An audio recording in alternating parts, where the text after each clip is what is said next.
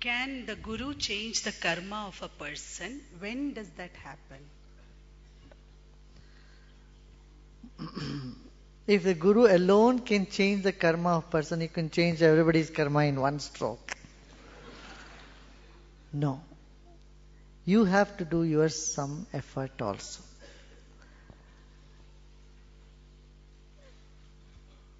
And Guru definitely can relieve you from your sins. When you realize you made a mistake and there is a sin, you can't relieve yourself of sin. Definitely Guru can do it for you. In that sense, yes. At the same time, you have to do purusharth, your self-effort, and to do good work. The good work you need to do. And the sense of devotion and love and devotion, that is equally proportionate to the amount of karma that gets released. Guruji, എൻ്റെ ഭീരുത്വം കൊണ്ട് എല്ലാ പ്രതിസന്ധികളിൽ നിന്നും ഞാൻ ഒളിച്ചോടുന്നുണ്ട്. എങ്ങനെ ഇതിനെ തരണം ചെയ്യും?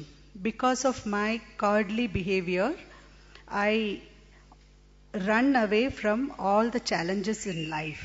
How can I come out of my cowardice?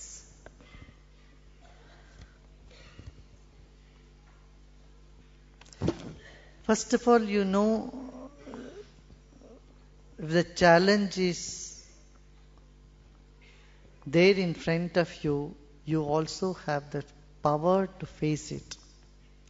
You should recognize you have the power, you have the energy to face it. With this conviction, you move. Okay? I am with you. Guruji, പിതൃതർപ്പണങ്ങൾക്കും ശേഷക്രിയകൾക്കും എന്തെങ്കിലും അടിസ്ഥാനമുണ്ടോ? ഇത് ശുദ്ധ അസംബന്ധമല്ലേ? എന്താ?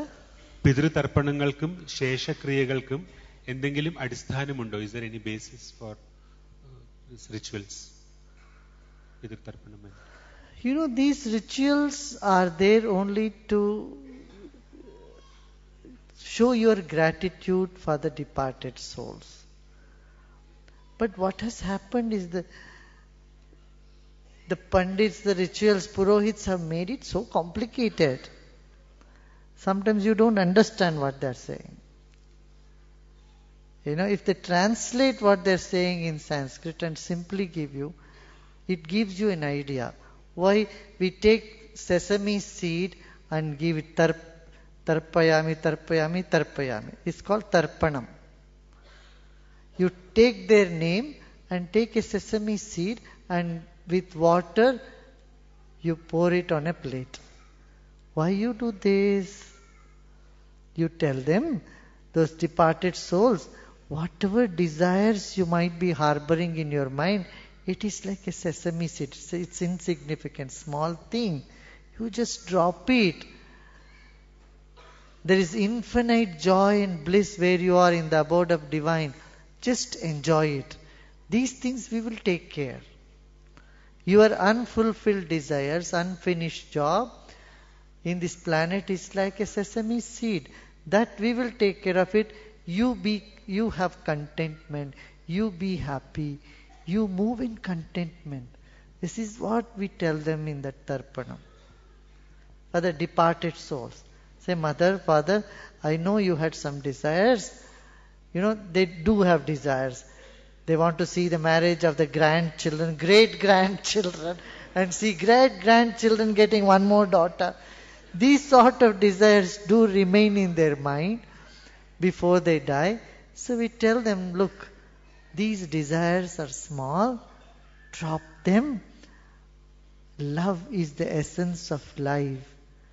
And the divine is all love. So you move on to the light, which is all love.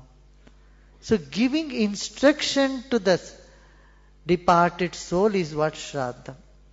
And then ask them blessing. From there, okay, I will do my part. What you can do from there, you give me blessing that so that my mind will be in the right track. so that I do good things, right things in the right time. Bless me with good luck, prosperity. See, this type of Shraddham is all over the world. Even in South America they do this. One particular day they say, the entire city comes on this road. They do it in one day. That's all for ancestors. They burn big effigies or many things they burn on the street. In China they do. In Singapore they do. You know what they do in Singapore? There is a particular day for ancestors. Whatever the ancestors were passionate about, they make those things in the paper and they burn them. You know, they make, if their father loved car, they make a nice car, Benz car, keep it on the street of Singapore and burn it. And one day you see that whole Singapore, it's a clean and neat city. One day in a year it will be so dirty. Because everywhere you find papers and loads of paper being burnt. And the faith there, the belief there in China is when you burn some fake currency, it's a fake currency note you burn, it reaches them and they'll give you good luck and give you... Sometimes I feel it's cheating. But at the same time it is just the faith, you know. They build big homes right in the middle of the street and they burn it so that the blessing will come from the other side. They'll bless you with home, they'll bless you with whatever you need. That sort of connecting to the people on the other side is what is Shraddha. So it's called Shraddha, faith. With faith, honoring people who have crossed over to the other side. So this, in Europe also there is the All Saints Day. There is one day the people go and offer flowers in the burial grounds. This is there. That Shraddha is there in almost all religion, in all culture. Shraddha. Here this is very meaningful in Sanskrit, but people don't understand this.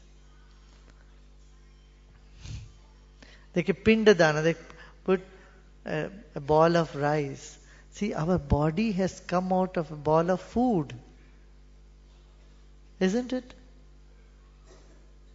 So you keep a ball of food. And whatever they had liked, some good food, you cook and you make it and in their memory feed it to other people, the poor people.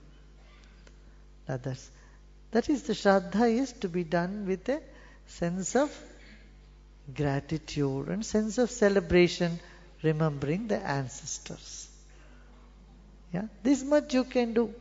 In memory of them, feed few people, make food which they liked and eat and enjoy.